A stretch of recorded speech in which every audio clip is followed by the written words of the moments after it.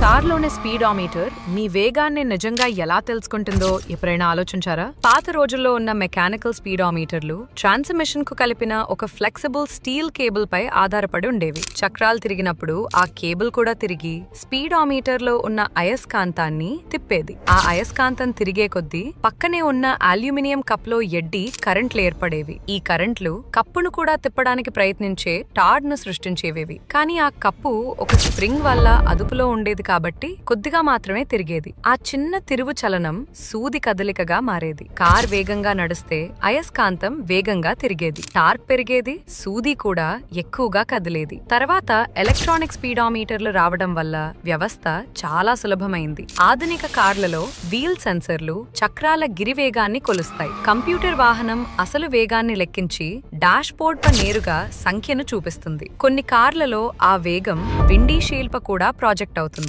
కాబట్టి మీరొచ్చేసారి car speed ని చూసినప్పుడు అది ఎలా పనిచేస్తుందో గుర్తు పెట్టుకోండి. మా వీడియో నచ్చితే ఒక లైక్ కొట్టి షేర్ చేసి ఓ చిన్న కామెంట్ పెట్టడం మర్చిపోవద్దు.